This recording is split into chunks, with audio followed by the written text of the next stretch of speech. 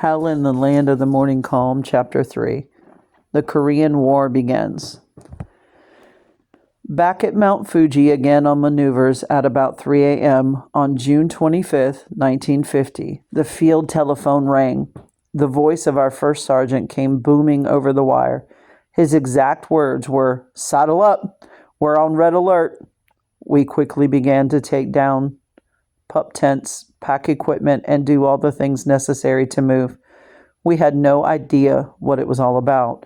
We thought that perhaps the Japanese police were having trouble somewhere with a riot or something. When the armed forces radio station came on the air the next morning, we heard the news that North Korea had attacked South Korea. We knew at once, of course, that this was the reason for the alert. For several days, we waited to see just what was going to develop. Within a few hours, the swift advance of the North Korean army warned us that this was not just another one of their trips across the border intended to harass South Korea.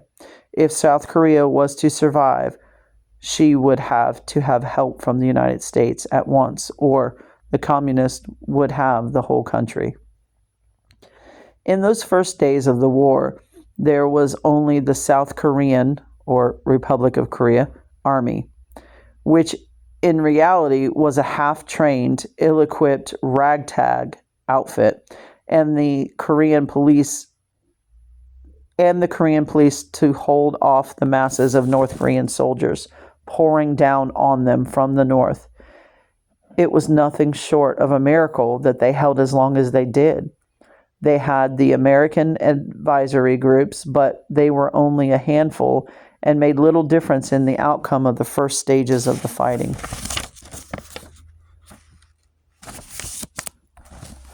As the North Koreans flooded in, the people fled. The road to Seoul was crowded with refugees. There were hundreds of Korean women with babies bound to their backs and huge bundles on their heads. South Korean soldiers in jeeps and on horses were streaming in both directions. An American war correspondent said it was a moving and rather terrifying experience there on that rainy road to Seoul, to have the crowds cheer and wave as our little caravan of Americans went by. Their obvious confidence in anything American had a pathetic quality. I thought then, as I was to think often in later days, I hope we don't let them down. To meet the danger, Japan was stripped of its American occupation troops. It was during the Korean monsoon season when the first of the American units arrived. The 24th Infantry Division, commanded by Major General William F. Dean, took up positions just north of the city of Taigan, a vital city and road junction. America's raw young troops, who had reached the Korean front only a few hours before, were going into battle. It was a big moment. A big slice of history was about to be cut. The 24th Division found out its very first day that American bazookas were no match for the Soviet tanks unless they scored a lucky hit at very close range. Because of this, they were unable to hold their position and had to retreat before the enemy tanks. There was a real upheaval in Japan as we prepared to go to Korea. We had been hearing the news, of course, and knew that things were not going well. We reasoned that when our division, the 27th Regiment, got there to reinforce the 24th, things would change in a hurry. We were well trained, had a lot of good officers, and we knew it. We were, to put it mildly, really cocky about the whole thing. The 24th had slowed the North Koreans down.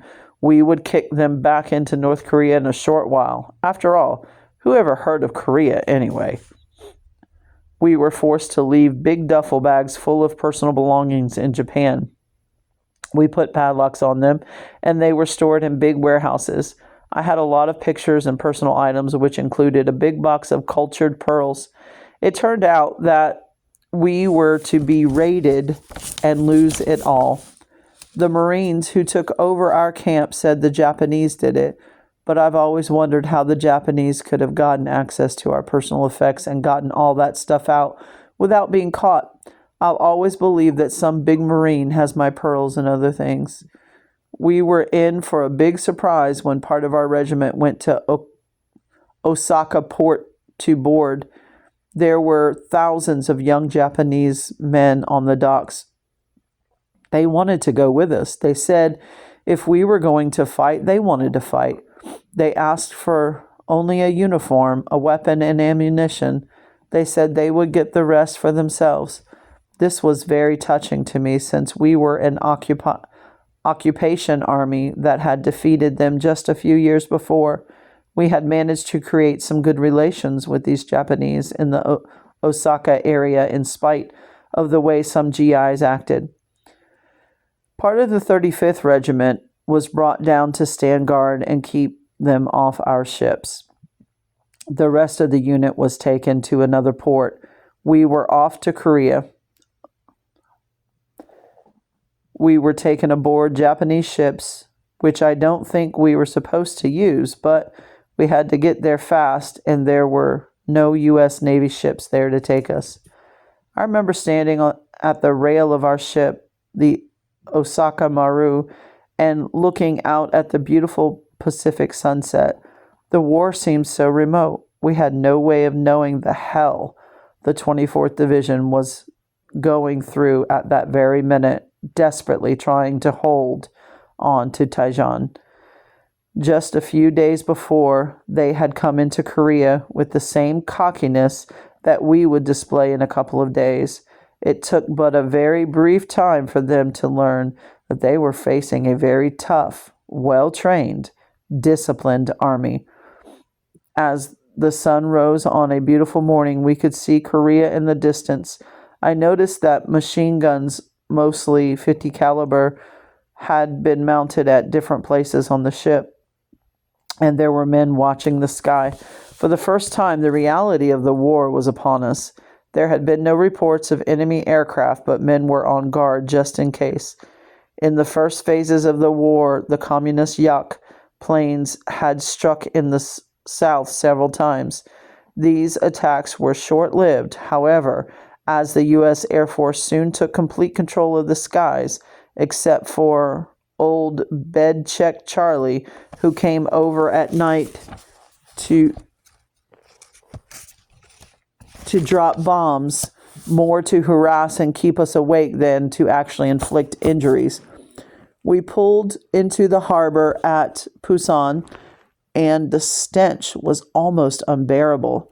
The city was overrun with refugees fleeing south to escape the communists. The sanitary conditions were impossible, and to be fair to the Korean officials, it was not something they could do much about at that time. We began unloading the ships, and the officers told all the non-commissioned officers, "Keep everybody moving as fast as possible." The Japanese ship captains and crews wanted to get out as fast as possible, as they were not supposed to be there. Also, we were desperately needed at the front. Every hour that the South Korean, or ROK, Army and the 24th Division had to hold all that territory by themselves meant many graves for brave men who were fighting impossible odds. I remember the first man I saw from the 24th Division. He said, "Man, you guys are a sight for sore eyes." We loaded the ships in what must have been record time and loaded the men and cargo directly onto an old-fashioned steam engine railroad train. The engine and cars reminded me of the trains I had seen as a boy in old Western movies in the States. The train was ready to move out at any moment that we gave the word. One of the things that I remember about my first impression of Korea was the hundreds of little Korean boys and girls running up and down the side of the train, begging for cigarettes, candy, or anything we would give them. We then thought of them as just some cute little children out to get an extra treat. We learned later that they wanted those things to trade for rice and food to stay alive. It was at this point that we were to get our first orders from our new regimental commander.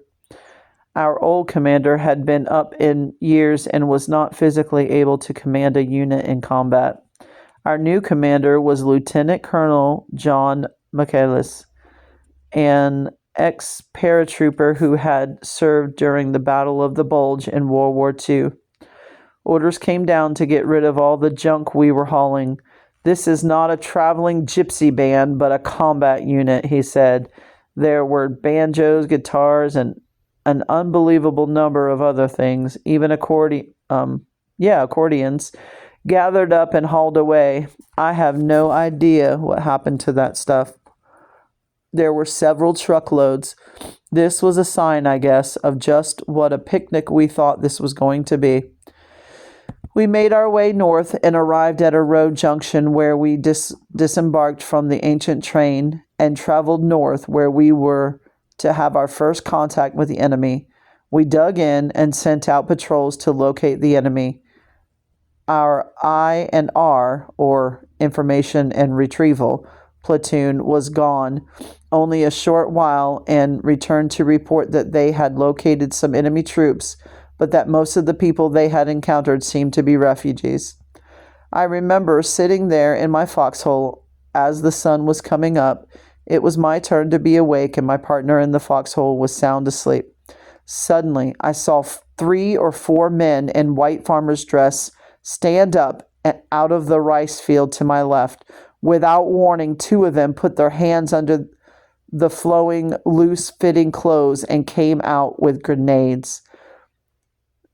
Then, from nowhere, the other one produced a burp gun, which is a Russian-made machine gun that lets out a, quote, burp sound as it fires. The grenades were thrown, and men dressed as farmers began to appear all over the rice fields and all over the adjoining hill. These were people whom we thought were refugees and had gone through our lines only a few hours before. They had sneaked onto the hill that night, and those in the rice fields must have been some of those who had been working there in the fields when we moved in. We had looked them over, but they seemed innocent enough. We would never make that mistake again. The bullets were flying everywhere, and it took some prodding to get the guys to realize that this was it, the real thing. We weren't aiming at targets anymore, but human beings. When the first of our men was hit and went down, that seemed to do it. It is a mighty peculiar thing to draw a bead on another human being and pull the trigger. It was a feeling that we would have to get accustomed to quickly in this fast-moving war. Speaking for myself, though, I never got used to it, nor was I able to do it with ease. Many times it is not until after the battle that the reality really hits you, because you have time for no other thoughts or emotions. You're just too busy staying alive and trying to see the others with you also stay alive. After the first moments of surprise, the men performed well for green troops. We would later become much more proficient, but we held and repulsed the assault with only 3 deaths on our side, but a sizable number of wounded. We counted more than 50 enemy dead, and we had no way of knowing how many were wounded other than the 5 we found in the rice field and took prisoner. That night, we were suddenly ordered to move out and head southwest, clear across the country. We drove over the mountains at night with no lights and arrived the next day to see a beautiful valley with the Masan Bay in the background. The valley led to a town called Chindongi. Here, our regiment, the 27th Wolfhounds, established its headquarters in a battered-looking old schoolhouse. The enemy, because of its great superiority of numbers, had made a wide sweep down the west coast and was going to try to drive through to Pusan on the east coast, thus cutting us off from our supplies, cutting our forces in half and, in effect, surrounding us completely. We had just settled into our positions when Colonel Mike, as our regimental commander, was affectionately called by the troops, ordered us from our positions, and rushed us to Chindongni.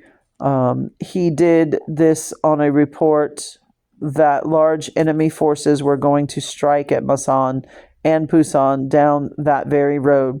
Colonel Mike decided to attack in battalion strength.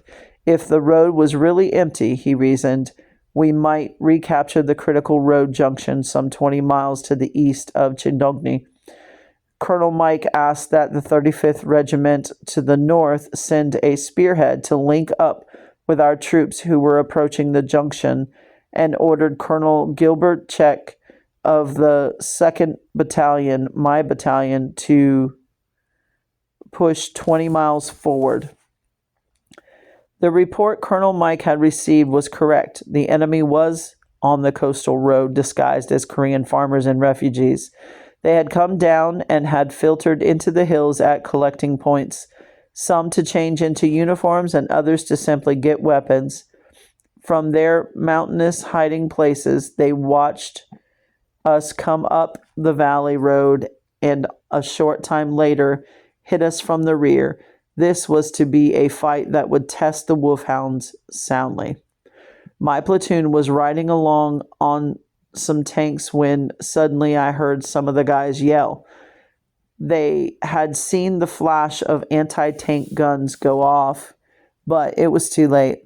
Some of the tanks caught fire at once. After yelling to the men to take cover, I started to jump to the top hatch to see if I could help any of the crew get out.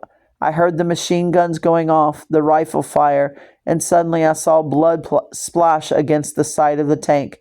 I turned to see a buddy sitting with a look of surprise and bewilderment on his face, with 2 holes as large as my fist in his back. He tumbled off the tank dead. After that, the enemy struck from the rear, and we knew we were surrounded. The fighting was fierce, and many were being wounded every minute. We fought all day against impossible odds, and the enemy had the advantage of the higher ground. A plane flew over and dropped a message from our regiment. They could not get through to us, and we were ordered to beat our way back to Chindongni. We took off with men piled all over any of the tanks that Colonel Check could find drivers for. All the tank crews were wounded, but the colonel found a couple of ex-bulldozer drivers and another man. These men took off, driving the tanks. I jumped up on top of one of the tanks and got a machine gun. I had myself a very busy time firing back at the enemy, who were firing at us from the ridges. We broke out, taking our wounded and dead with us. Somehow, this seemed to be a big boost to the confidence of our troops. Although we had been forced to retreat, we had taken on forces outnumbering us by large margin, had been surrounded, and yet we had broken out, taking our equipment and our wounded and dead with us. We felt that, under the circumstances, it was a victory.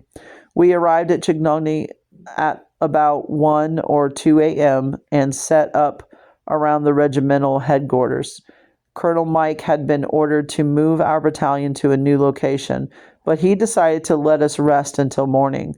We were soon asleep, in shifts, of course. I took the first watch and began to pray for the wounded and the families of those who were killed, about 30. We knew that we had left 200 enemy dead in one place and a whole platoon in another place.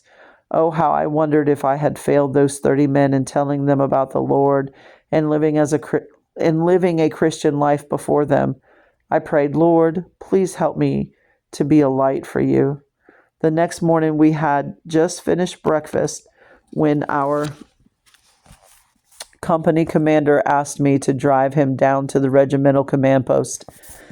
The regular driver was tied up with something and could not go at that minute. Arriving at the command post, we went inside and found Colonel Mike and saw, Colonel Mike and some of his staff officers having breakfast.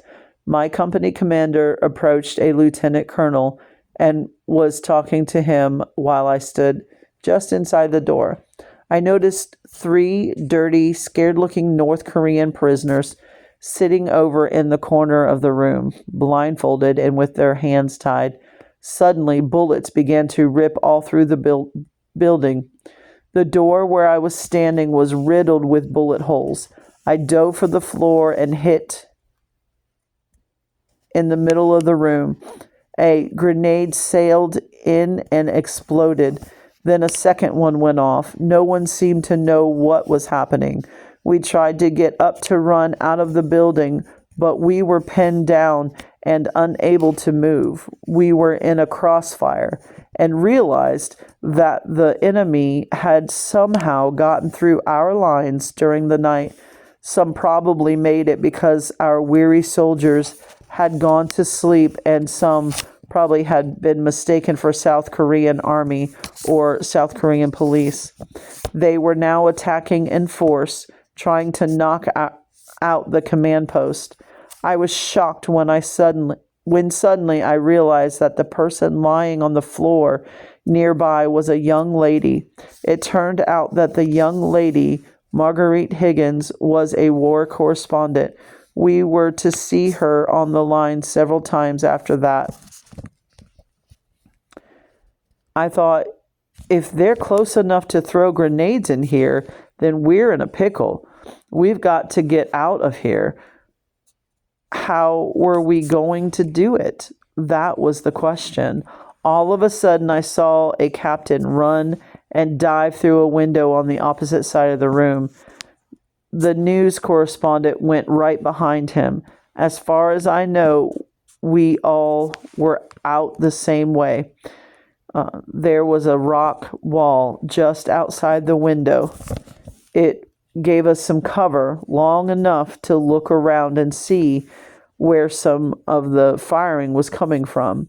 I saw Colonel Mike and some of the other officers booting men out from under jeeps and other places, yelling at them to get to their units on the hills. "Plemmons!" my company commander yelled at me. "Let's get back to the company." We started making our way to the end of the rock wall when Colonel Mike bounded out into the center of the schoolyard, ignoring the bullets, and began yelling for a ceasefire. "All right," he yelled, "let's get organized. Find out what you're going to shoot at." My commander and I made our way back up the hill to our unit. We knew that for the second time in 24 hours, we were surrounded. Arriving back at our unit, we found that the men were fairly well deployed and were doing a good job of making the North Koreans pay for their sneak attack. The machine guns were in place and laying a good pattern. We also had some light mortars in operation. Then the huge 150 millimeter artillery guns were lowered and began to fire point blank at the swarming North Koreans coming down the hill only a few hundred yards away. Upon reaching our company, we also found out that many of the men had been wounded while still asleep in their first few seconds of the fight. Though many were critically wounded, the men fought fiercely to hold the positions and performed far beyond the call of duty. The fighting became hand-to-hand at times, and our men prevailed. The battle raged on until 1 p.m. Then the last assaults were repulsed. The North Koreans had been slaughtered in this one. More than 600 dead North Koreans were counted, littering the hillsides beside the schoolhouse.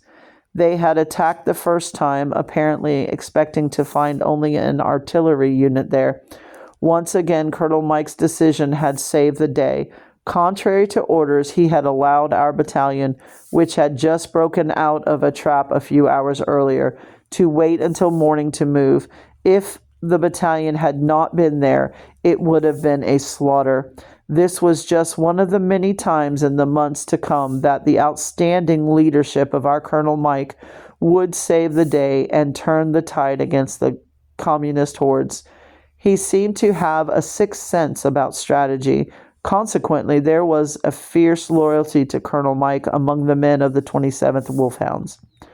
For the actions at Chignogny and related decisions, Colonel Mike was promoted to full colonel, and Lieutenant Colonel Gilbert Check was given the Silver Star for conspicuous gallantry. In the 8-month period, Colonel Mike went from Lieutenant Colonel to Brigadier General.